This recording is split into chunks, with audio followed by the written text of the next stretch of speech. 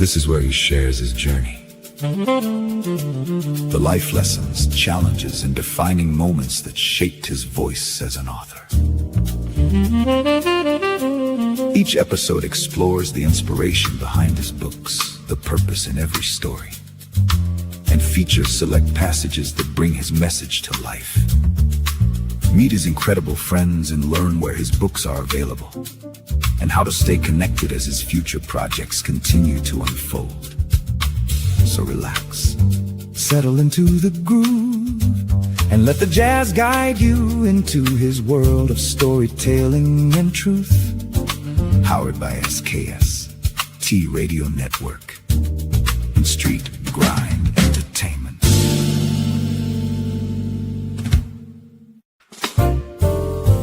Welcome to the Books by Anthony Owens podcast. This is where he shares his journey. The life lessons, challenges, and defining moments that shaped his voice as an author. Each episode explores the inspiration behind his books, the purpose in every story, and features select passages that bring his message to life. Meet his incredible friends and learn where his books are available, and how to stay connected as his future projects continue to unfold. So relax, settle into the groove, and let the jazz guide you into his world of storytelling and truth. Powered by SKST Radio Network and Street Grind Entertainment.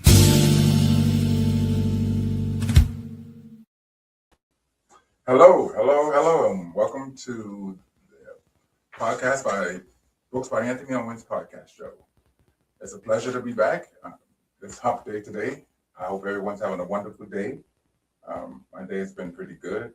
Today I'm going to have a special guest on here. She's Miss Williams. Her book is called Love's Dark Reflections. It's about dealing with narcissism. So today I'm going to talk about bullying. I'm going to talk about domestic abuse. I'm going to talk about narcissism. And I'm going to read a Bread Box letter as well. So without further ado, first of all, let me start by saying bullying is a real serious issue. And a lot of children, even adults, go through bullying now with the cyberbullying and just, in school and just even at work, right? There are people being bullied. And that's a bad thing because a lot of times people, they have a difficult time dealing with it sometimes. And sometimes they wind up killing themselves, snapping out, killing others. So we have to be mindful of how we treat people and look for signs of people that are being bullied and try to intervene any chance we get because they need that help, right? They need somebody to step in sometimes because maybe they don't feel brave enough or they don't have enough courage to be able to say, stop bullying me or talk to the right people. So if you see something, please try to help. So I've written a book about bullying for children. It's called Raw Power. And this book is about this child who walks to school every day because his school is nearby. And so when he goes to school, he gets bullied and oftentimes he'll leave school and he'll go home crying. And as he's walking home, he'll pass by this gym where you see people working out and, lifting weights and things like that. And one day he goes into the gym and the guy there says, "Hey, what are you doing in here?" And, he runs out of the gym because he was scared. So he goes back to school and the bullying continues. And basically what happens is he goes into the gym one day and, all of a sudden he's able to work out, get bigger and stronger. And then all the bullies noticed that he was getting bigger. And all of a sudden they became afraid of him because they thought that he was going to do the same things that they did to him, right back to them. And he didn't. He actually was nice enough to let them know that they too can go to the gym and get stronger and be big like he is. And so they became his friends. So it's a really, really endearing story. Very short book, but what I did with this particular book here, I left the story in here, but I took out all the colors and I made it into a coloring book so children would be able to color the different characters. Let me read this to you. It's a real short book. It says this book is dedicated to any child that has or is being bullied. We should all stand up to bullying. We should all stand up against bullying, excuse me. Ari loved, his name was Ari, and I gave him the same name as my grandson. Ari loved going to school. He had fun learning and playing with his friends. One day, there were some children in the school that started to bully Ari. Ari was sad and afraid of the bullies. He told his teacher and his parents, but the bullying did not stop. Ari walked home from school every day since he lived very close to the school. There was a gym that Ari would pass by as he walked home. The gym was called Raw Power. So let me tell you about Raw Power. So the name of the book, Raw Power, I wrote it with a guy named uh, Diesel Ramos, and he was one of my friends on TikTok. And one day he said, "Hey, Ant," because he always called me Ant. He's a professional bodybuilder, a real big guy, right? I hadn't thought about doing a children's book or anything. He said, "Hey, let's do a book about a children's book about about lifting weights." And I said, "Okay, well, that's fine. I'll do it." And that's all he said. That was all he said. Didn't give me any other input, and so I ran with it. And since I knew that he was a professional bodybuilder, he had been in a couple of movies as well. I wrote the entire book, and he enjoyed it as well. So I want to give him his credit for even bringing up the idea of doing this. So it was his idea to do it. So I put him on the book as well. So his name is Diesel Ramos. So anyway, it says the gym was called Raw Power, and Ari would look inside of the gym every day. He would see the men and women working out, lifting weights. Ari would be in amazement as he watched the strong men and women with their big muscles. One day while walking home, Ari decided to go inside of the gym to get a closer look at the people he would see almost every day. As Ari entered the gym, one of the big men with big muscles asked, "What are you doing here, little man?" Ari was surprised and scared and immediately turned around and ran out of the gym. Ari's heart was beating fast as he ran all the way home. The bullying in school continued, and Ari was crying as he was walking home one day. Ari told himself that he was not going to take the bullying anymore. On his way home, Ari stopped at the gym, and when he entered, the same man with the big muscles asked him again, "What are you doing here, little man?" This time, Ari said, "I want to be big like you. I am tired of being bullied." The big man said, "Little man, I will help you." Ari was so happy that the big man was going to help him become big like him. Ari had the biggest smile on his face. The big man's name was Luke. Luke was very nice to Ari and showed him how to lift weights and how to develop his muscle mass. Every day, Ari would stop by the gym, and Luke would help him with the weights. Slowly, day by day, Ari and Luke would work out. After 15 days, Ari started to notice that his muscles were starting to get bigger and bigger. By day 30, Ari could see a big difference and was thrilled with joy. Going to the gym and working out gave Ari more confidence in himself, and he started to feel happy about himself. When Ari went to school, the other children noticed that Ari had big muscles and that he was no longer shy and quiet. The children that were bullying Ari would also notice that he had gotten bigger. All of a sudden, the bullies started to become afraid of Ari. They did not want to anger the big Ari. Ari saw that the bullies were now afraid of him. Instead of treating the bullies like they had treated him, Ari told them, "My friend Luke at the gym can help you become bigger too." The bullies now noticed that Ari was not angry with them and had offered to help them too. Now everyone was Ari's friend, including the bully. And at the end it says, Ari shows us that bullying is not fun and that no one deserves to be bullied. He also shows us that we can also forgive. So this is a good book for children from the ages of, a child to 10 years old, I say. I too was bullied in school, and a lot of people were bullied. And I had to fight a lot. When I went to high school, I remember that very well. I was very quiet, very shy. I was tall, skinny. I didn't bother anyone, didn't say much to anyone, kept to myself. But there was always people that wanted to make an example and try to beat up the big, tall, skinny, quiet guy. But that didn't happen. They would fight with me, try to, you know what bullies do, try to take your stuff. And I would fight them back. I wasn't scared. I just didn't want to be bothered. And then I don't even remember losing any fights, but then people would look at me like, why was I fighting someone smaller than me? And I always said to them, I didn't start the fight. They always did. There was always someone smaller that was, and you see it even to this day. Little people will always try to mess with big people for some reason. You normally don't see big people messing with people that are smaller. right? But that's just that Napoleon complex sometimes, and people want to be bad and all that. But the bottom line is, if you know someone who is being bullied, or if you're being bullied yourself, please tell someone. Don't go through this alone. Um, it's difficult, right? And the reason why I didn't say anything to my mother, because I didn't lose any other fights. Bullying was bad, but it wasn't like I was getting beat up or nothing like that. But at the same time, I could imagine those people that were getting beat up and had to deal with it and go home. And, how do you explain that to your mother or your father, or both of them? And then, sometimes they may say, something back in my day, they would say, go back and fight and don't come home, bruised up, don't lose. And so it's a real big issue, because now you're forcing the kid to fight. And now it creates a lot of problems, right? Because now the kid's got to go back and fight, and he or she is scared, and they may not be able to focus on school. There's a lot of things that can spiral out of control. So you got to handle this very cautiously and make sure that if someone that you know is being bullied, that you talk to them and try to get to the root of the problem. If someone needs to go up to the school and talk to the teachers and find out what can be done, then do that.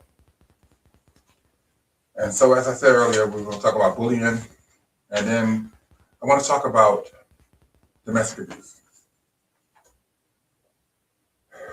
So, as a child, witnessing my mother being slapped, hit, and those things that people do when they become violent,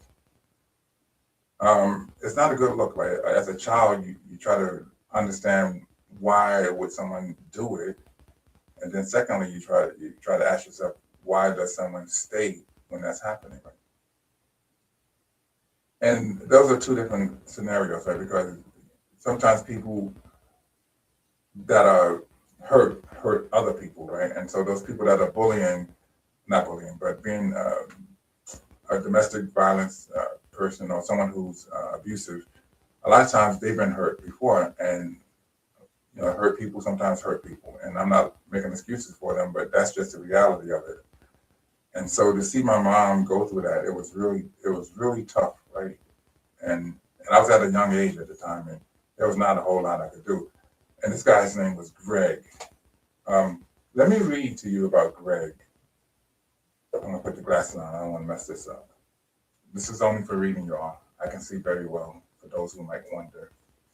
Anyway, with everything that my mother had going on in her life, being broke as hell, giving money she didn't have to the church, and trying to feed two growing boys and herself, she still couldn't escape her sexual desires and need for companionship.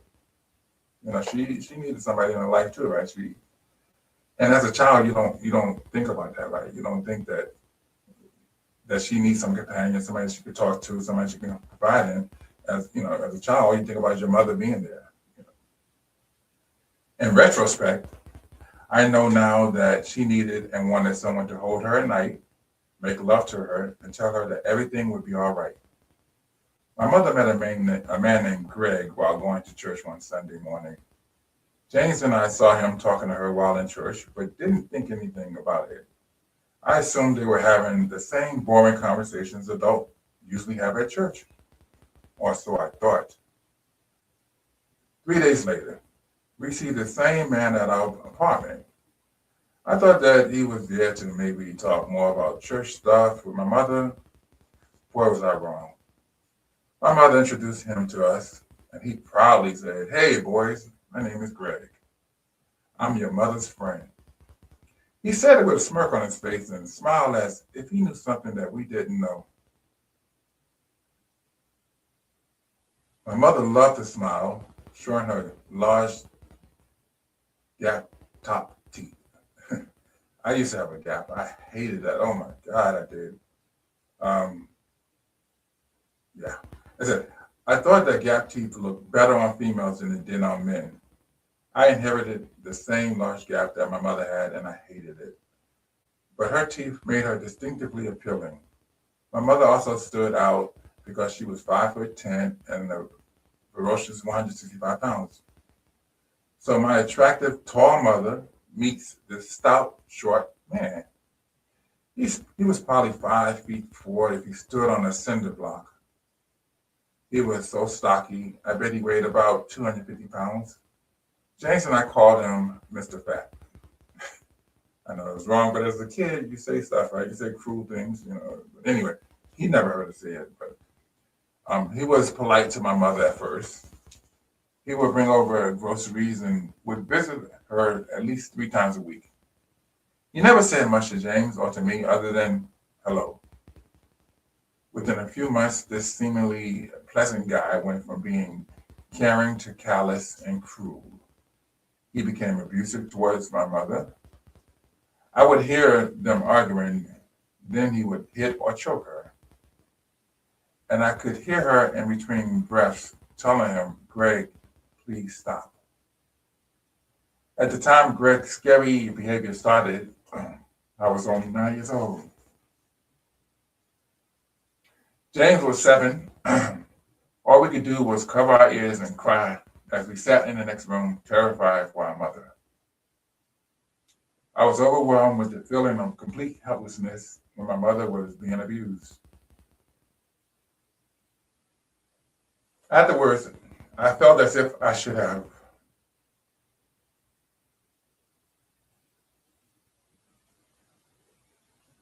Well, my mother recently passed away, and this is really hard. I think about all the stuff that she went through and how difficult it was. And reading this now is just it's doing something to me. I need to take a break for a second. I'll be back.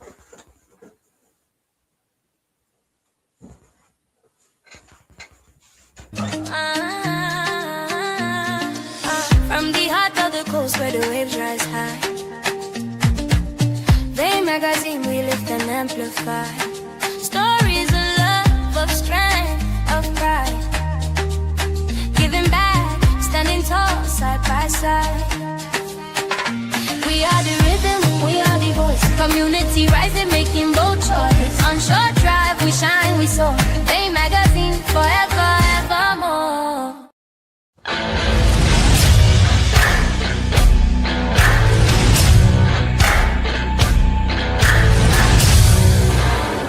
Been a SKST Radio Network production, powered by Street Grind Entertainment. Music by Beats by Bro. Filmed live at SKST Radio Network TV and podcast studios. Yo, 1 2 1 2 in a place to be. What's happening, people? What I miss? With that being said, man, I go by the name of Mike Dice, Beats by Bro. Yeah. What up? Okay. Peace. Okay. With that, y'all, check it out. What's up? Huh? I don't know.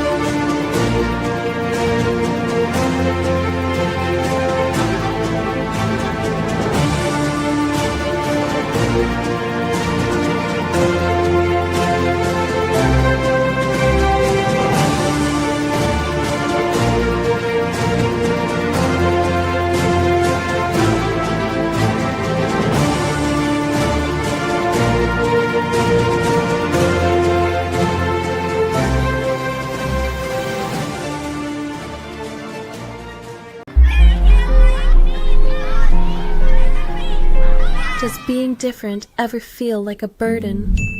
Have you ever faced someone who tries to bring you down?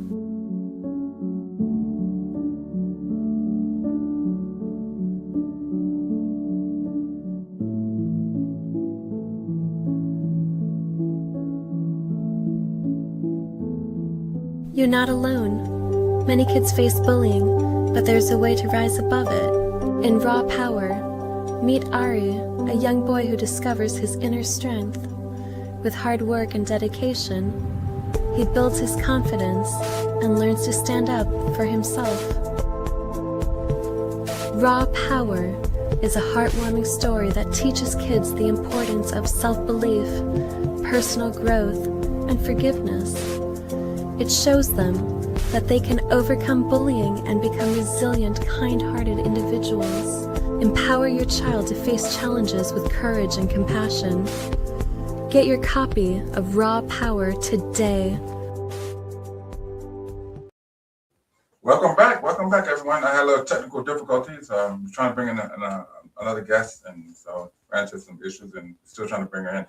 Let me finish what I was saying. Hello. It says, within a few months, this seemingly pleasant guy went from being caring to callous and cruel. He became abusive towards my mother. I would hear them arguing. Then he would hit or choke her, and I could hear her in between breaths telling him, "Greg, please stop."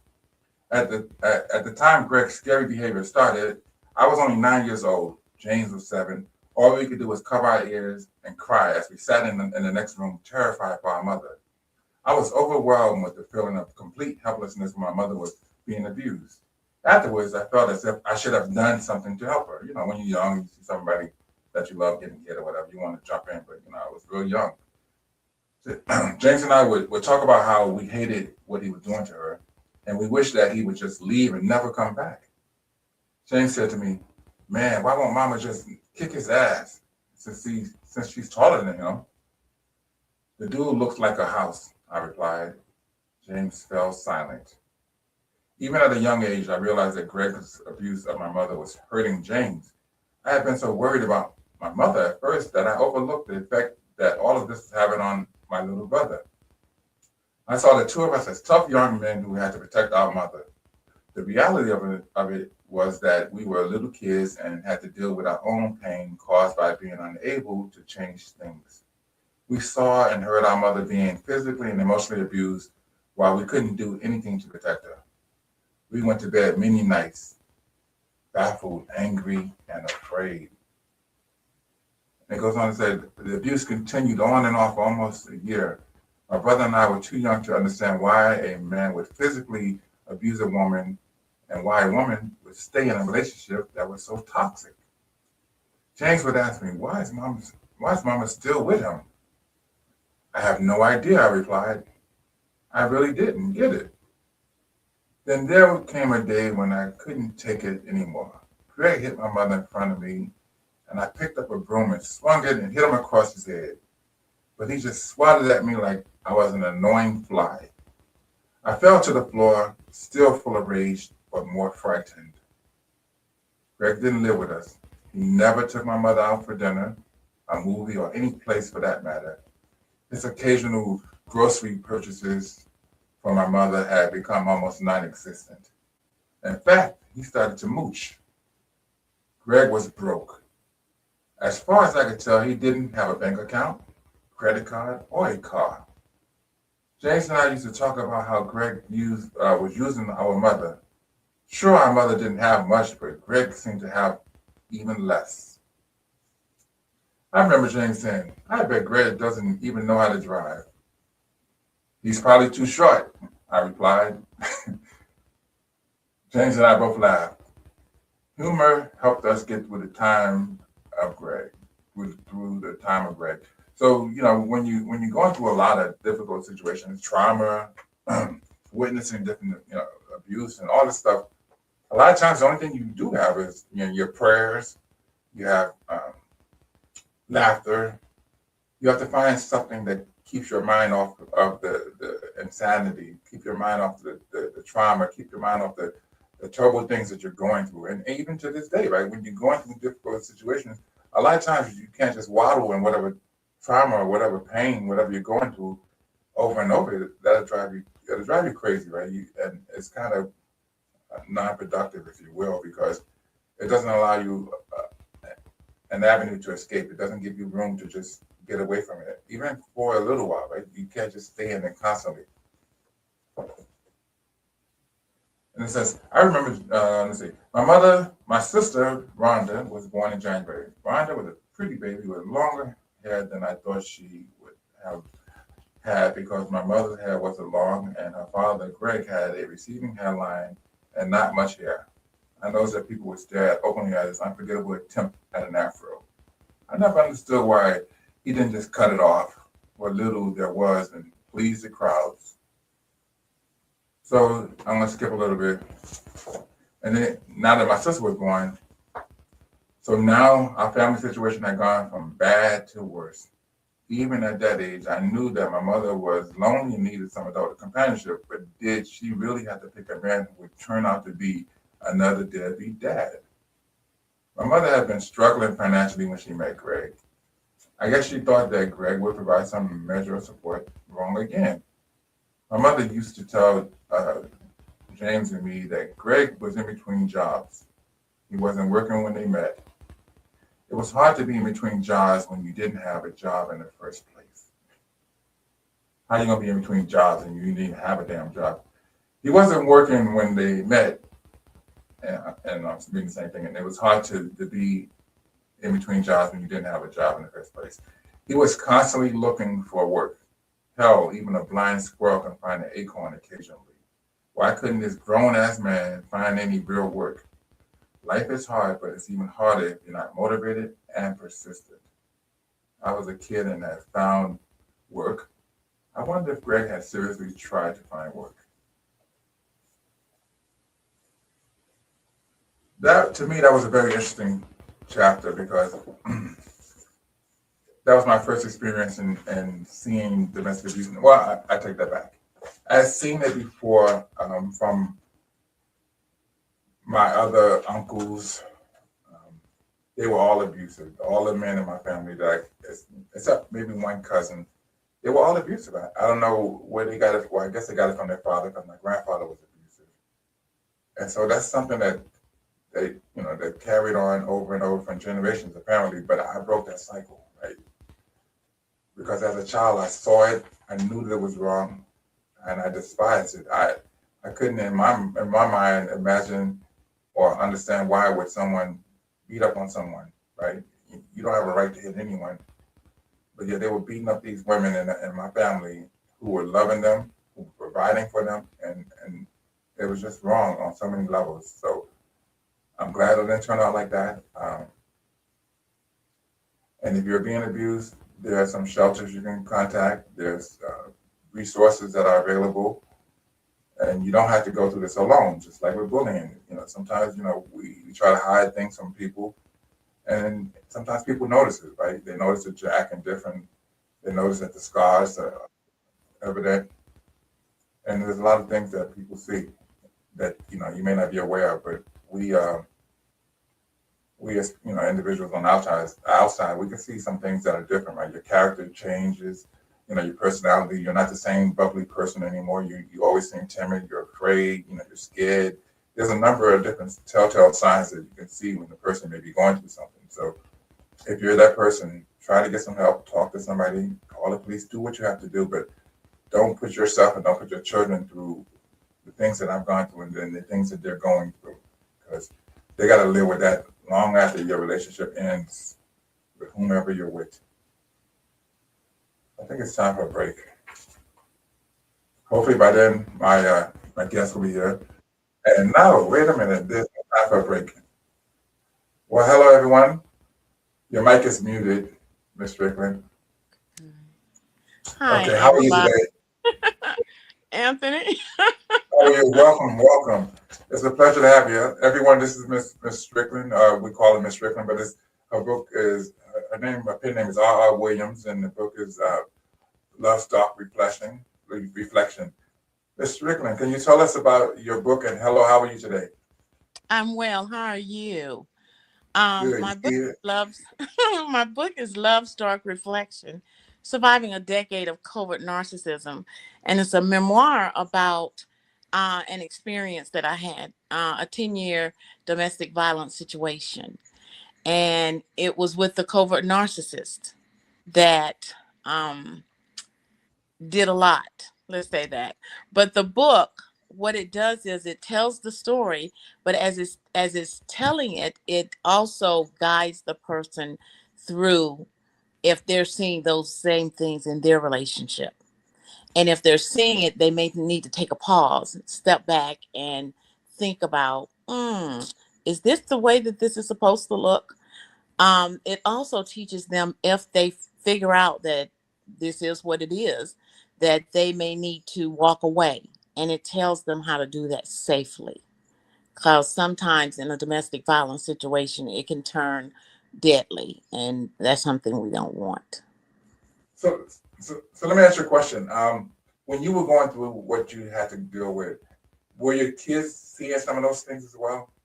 Well, And if they did, my daughters were, but they wanted to satisfy mom. And since I was saying everything was okay, everything's fine. My oldest daughter, at one point, she said, "Mom, every time I drop my daughter off, you're tired. Why is it that you're so tired?" And it's 7 o'clock in the morning.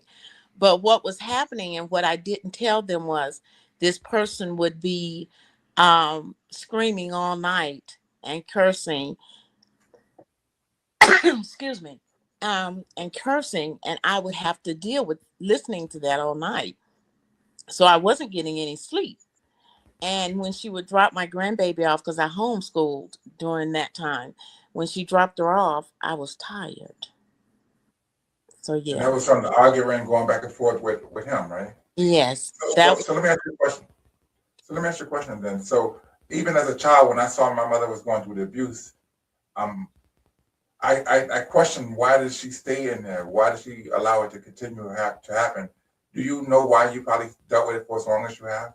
yes. Looking Well, back, I take accountability for some because I had just gotten a divorce from a 16-year marriage. So I was 2 years out, and I was determined not to let another relationship fail. That's one thing. So that's my accountability.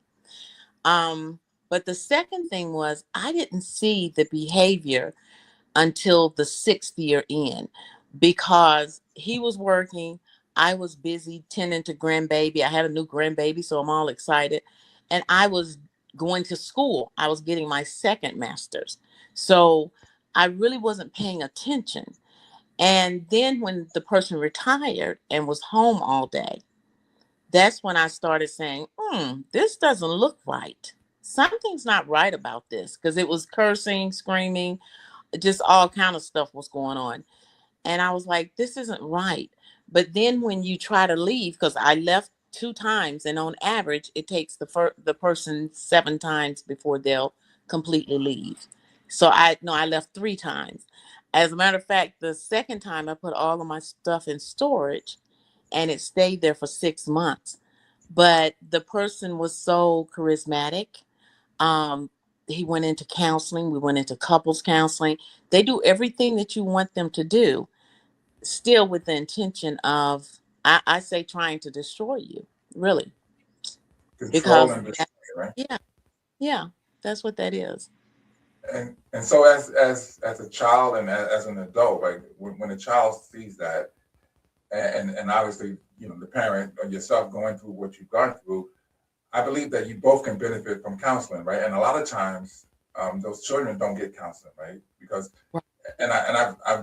I've alluded to this before, that a lot of times when a child is witnessing this domestic abuse and all these different things, the parent is so inundated with trying to get out of what they're going through that oftentimes the children are left, to fend for themselves and have to deal with all this emotional, psychological stuff that they have to deal with, right? And so many times that person who's going through it, like yourself, you might get the counseling because you definitely need it, and you need to be able to take care of yourself and then take care of your children, but also those children need it as well. A lot of Right. times they get left behind. What do you think about that? Well, I am 4 years out. Let me say that, and I have a third one that will be 38 in June, and a daughter that will be 34. Well, she turned 34 on the 12th of June, and the other daughter on the 3rd of October she will be 38. So I have a 34 and 38, and then my 10-year-old granddaughter, because I was homeschooling her, she heard stuff, and children feel stuff. She felt the tension in the air.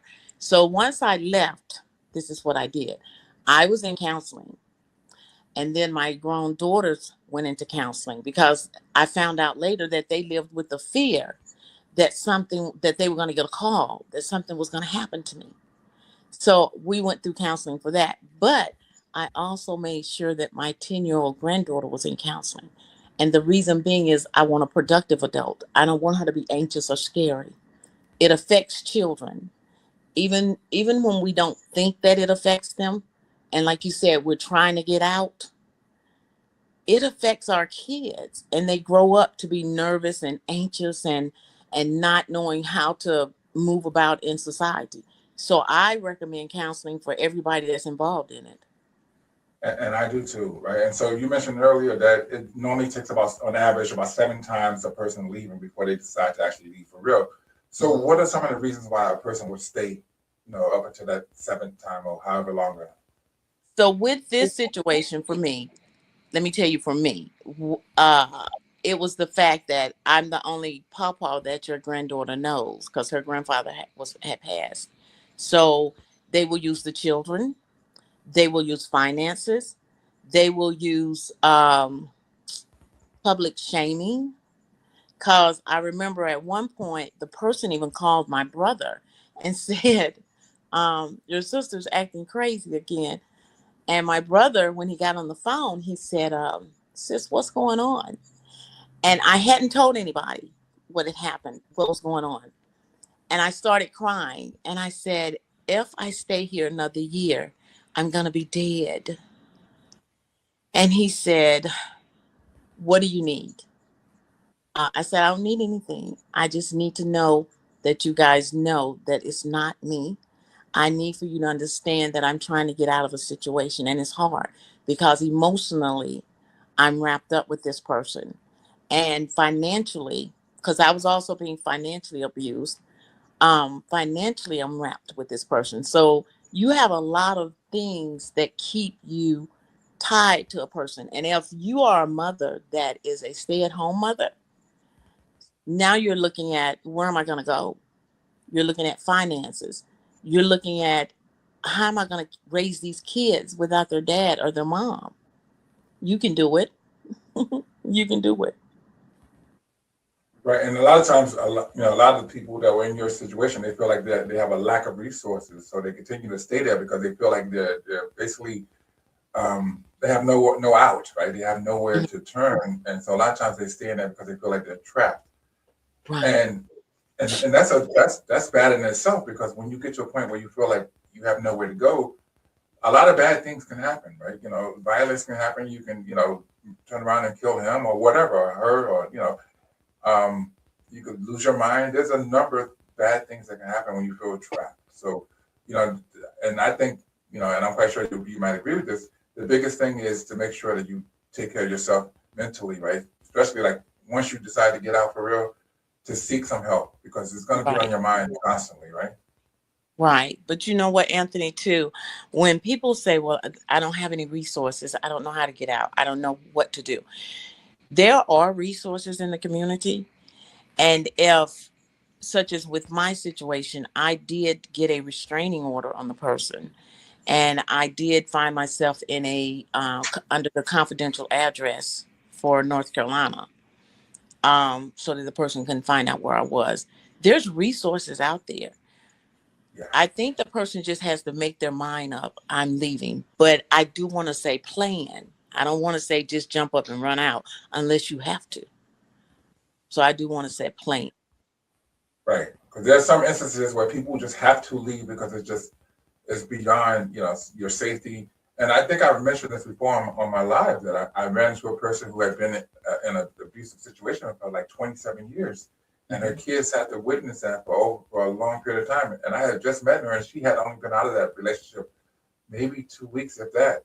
And when she said that if it was strange to feel safe, because she didn't have to worry about someone bothering her, beating her up, and all, and it was strange to feel safe because explain that to me. You said, could you imagine? You started to say, can you imagine that? It Well, is. yeah. It's strange to not wake up with somebody screaming or the TV or the radio blaring. When I first left my situation, and I keep going back to that because I can only speak to that. When I first left, I would start an argument because I moved in with my daughter at first, and my oldest daughter. And every Sunday I would pick. I mean, it was something going on. And finally she said, Mom, every Sunday, it's almost like you start an argument. You're trying to start an argument. I had to sit with that because what was happening was, because I homeschooled, he tried to wait until after the grandbaby left at nighttime to do all the crazy. And then on Saturday and Sunday, oh, it was live. He had Crown Royal and he was drinking. He was throwing stuff, screaming, hollering at the top of his lungs. So on Sunday, my nervous system had not settled down. My nervous system was still up in a life or flight mode. And it is strange. I didn't even know, and I laugh about it now. I didn't even know what I liked to wear. I mean, before I went into the relationship, I was that girl. Then when I came out of the relationship, I was like, well, what colors do I like? What do I like to eat? Because I always tried to keep the peace so that it wouldn't be a something going crazy in the house.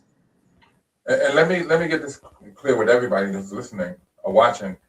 Domestic abuse it can go both ways. A man can get abused as easy as a woman can, right? So it's not right either way. And so, unless you're actually going through it or unless you're witnessing it, sometimes it may not be easy to understand. Yeah. And then a lot of times people always question, why do you stay so long? Why do you stay? That's a general thing that I've heard for so long. You can never say what a person will do or how long you're going to stick with anything or what's going to make a person snap. You never know what the breaking point is until you find out for sure, right? So just because somebody else stays in something longer than you think that you would have, you don't really know how long you would have stayed in it until it happens. But Anthony, also because the chaos that's going on with these situations, you may even lose track of time because after I did get out, I can't even imagine myself staying in something as volatile and toxic for 10 years. But because of the chaos and because of whenever it was a situation, they would come back and, oh, I'm sorry. I'm pressured at work. I was drinking. There's all these excuses. And as a woman, even men, I would say men too, you want to make that relationship work. So you want to figure out for a long time, you think, what am I doing? What do I need to do different? It's not you. It's not you. And that's another thing I wanted to say. I hate when society says, well, why did you stay so long? If it was that bad, I had a lawyer to say that to me in court. If it was that bad, why did you stay? I stayed because we had our finances tied together. I stayed because I loved him. I stayed because I hoped that he would get himself together. I stayed because I wanted my granddaughter to feel comfortable around a man. Those are reasons that society doesn't look at. I stayed as a mother. Let's say if I was a single mother, I stayed so that my children would have somewhere to stay. I stayed because my children need to be fed. We need to really stop blaming victims in our society because we do that a lot.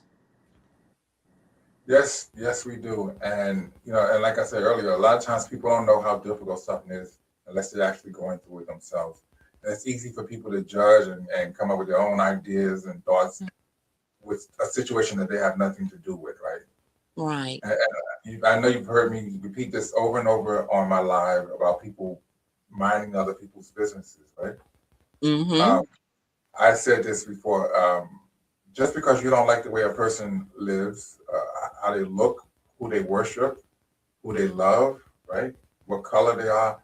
Yeah. You don't have a right to treat them poorly. You don't have a right to treat them unfair. You don't have a right to make them feel bad. That's not, you don't, you need to worry about how your life is going. What are you doing to make your life better for you and your family? And forget about everybody else's. Right. Mind your business and live your life and let people enjoy their life the best way that they can. Yeah.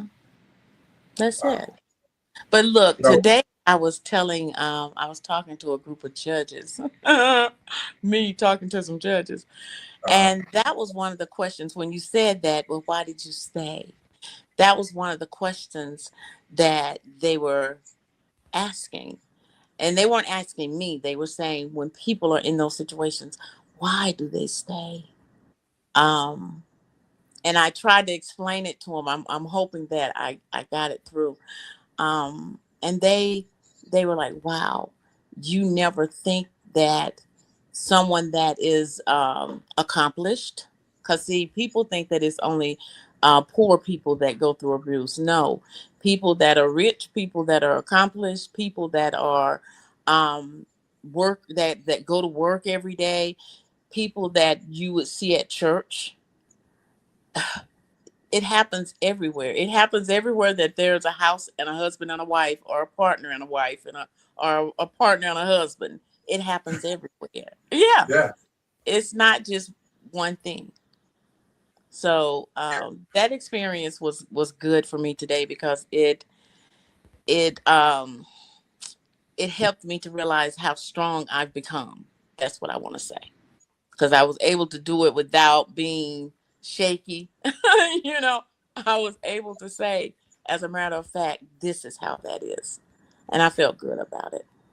And you know what, Ms. Strickland, I hate the fact that you had to go through that, but I'm glad that you've grown and blossomed, and you didn't allow that to stop you from being who you are, right?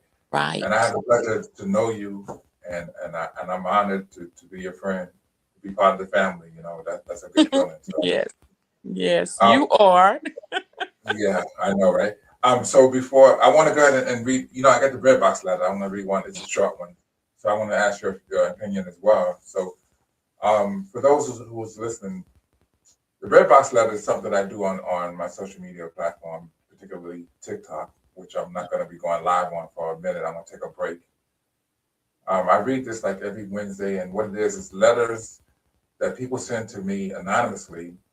I read it to my panel. Ms. Strickland is part of it. She's my right hand, and she's one of the moderators. She's amazing. I have a few others. I have Jess Mama. I have Cornbread, Onyx, cornbread. You want me to name Cornbread. them? He's not a moderator, but yeah. I have but anyway. You have a lot of people that support. Yeah, but I'm just talking about the moderators right now. I want to give them a shout out and say how much I appreciate them and all that, right? You, Onyx, right? Jess Bomber, Pamela. But anyway, so when they send these letters to me, I read it to the panel, and we talk about, we come up with solutions, ideas, suggestions on how they should resolve whatever issue they're going through. A lot of times people, will revert back to counseling, therapy, speaking to someone. We'll even give them different resources that they can try to go to help fix their issues. And it's been really, really helpful for a lot of people because they were right back in and tell us what happened and how things have turned out. And so I enjoyed doing that, doing the Bread Box letter. So without further ado, I want to go ahead and get started on this one. It's a really short one. It says, I have been in a relationship for several years with someone I love deeply. On most days, things are good. We support each other, enjoy spending time together, and have built a life that many people would probably admire. However, there's one issue that continues to create tension between us. My partner believes that because we have been together for so long, we should spend nearly all of our free time together. I, on the other hand, believe that healthy relationships still require individual interests, personal space, and time with friends and family. Whenever I want to spend time pursuing a hobby, visiting a friend, or simply having some time to myself, my partner takes it personally and feels rejected. This often leads to arguments, hurt feelings, and misunderstandings. The truth is that my desire for personal time has nothing to do with loving my partner less. In fact, I believe it helps me be a better partner. My question to the panel is this: how do couples find the right balance between togetherness and independence? Is it unreasonable to want personal space in a committed relationship, or should partners expect to spend most of their free time together? Let's start with the first question. So, how do couples find the right balance between togetherness and independence? Well, that's something that you guys gonna have to agree upon, right? Because if you take away somebody's free time, the things that they love doing, you're taking away their identity of who they are as an individual. You don't have the right to do that. No one has the right to do that. That person should still have their individual life, right? The things that they enjoy doing. It's not like they're out there meeting someone else or trying to get rid of you. It's like they're just trying to enjoy what they've been doing for probably some time way before you even came on the scene. What do you think about that, Ms. Brigham? I think that's a good one, but I would start out with communication. Has she communicated or he communicated that to the person? It's not that I'm trying to get away from you, it's that I am trying to still enjoy my individuality. Yeah. And she goes on to say, is it unreasonable to want personal space in a committed relationship? No, no. So, have you ever met someone who's been in a relationship for so long and maybe even in a controlling relationship where when you speak to this person or you see that person again, you don't even remember who they were before, but they're not the same person they used to be, right? They don't like the things that they used to like. They're just totally different. The character of that person has changed. They're not the bubbly person they used to be, the outgoing person that they used to be, the fun person, right? They're none of that anymore because all that has been sucked out of them because they've been consumed by their relationship, their kids, and life, right? And sometimes that happens, but sometimes it's something that's nefarious, right? It's something that partner did on purpose. You Hmm. understand what I'm saying? And so and that's a part of the control center, the narcissism, right? Where they kind of take away your identity so that they can Right. control you, take away what you enjoy so they can control you, right? Yeah. Would you agree? I agree with that. I think that you definitely need a balance, but I also think that if the person and see, I'll say an unhealthy relationship in a minute. That's unhealthy It because the did. person should want you to be who you are, and they should applaud you and support you as you are who you are, because you were a person before you met them. And I think that in not all cases, but in a lot of cases, when the Anthony, Yeah, the signal is weak. I can't hear you. Something happened. I hear you, but I can't see you. You can't. Okay, I hear you. When the person is trying to smother you, Uh-huh. that's control. And you really want to be controlled? Well, let me tell you this. When you're used to it, it becomes your norm. And I've said this on numerous occasions that you can get used to misery. You can get used to a terrible situation. You can get used to a lot of things that you normally would not if you hadn't gone through it for so long. Does that make sense? That makes sense. Um, and when you in a bad relationship, and that's all you know, that's all you've been exposed to for so long, that's your new norm, and everything seems okay to you, but really it's not. Well, in your mind, you might feel like it's okay because that's what you're used to, and you Right. won't recognize it until you're out of it that it was bad, right? That it was not how it's supposed to be. I agree with you. I agree with that. But Um, some people don't even realize that they are in a situation, Anthony, until um like Marsha, one of our friends is Marsha, and I went to a women's conference with her in Knoxville, and we had a 50-year-old lady walk up to us. And she walked up to Marsha and she said, "You know what? It's been 50 years and I didn't realize I was being abused in a relationship." Wow. And that goes back to what I was saying, right? You've been dealing Yeah. with it so long, you didn't even realize it, right? Yeah. And you did, right? And you may have, said something about it. You may have even fought back. But the longer you stay in it, right, and the more persistent that person is, that the aggressor is, and then it breaks you down to a point where you don't fight anymore, and then you just accept. Right? So that fight or flight is gone.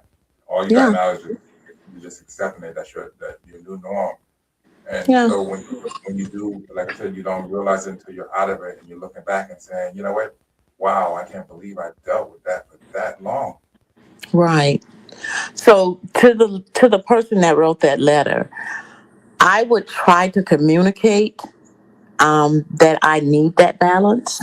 I would try to communicate to my partner that I need that balance, and see how they react. If it's not the reaction that you think is appropriate, you might want to start distancing. You might want to figure out, is this really your person?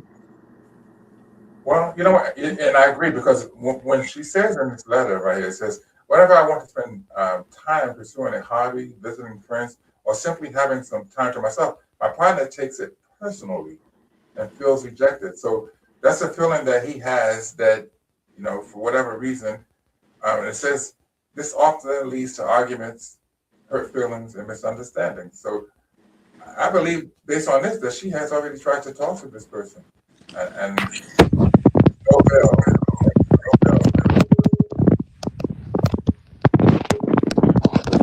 Yeah.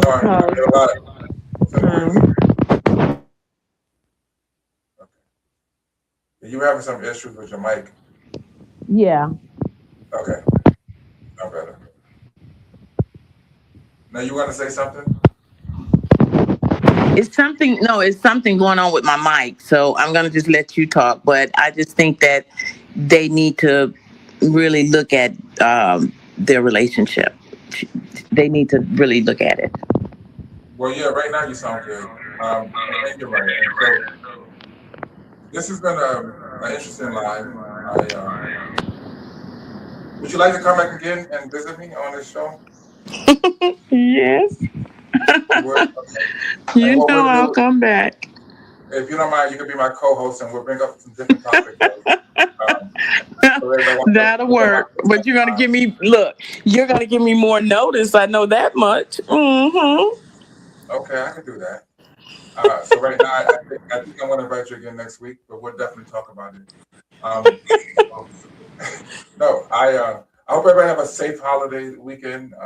Please be mindful. There's a book again. It's Williams, Love, Dark Reflection. Get your copy of her book.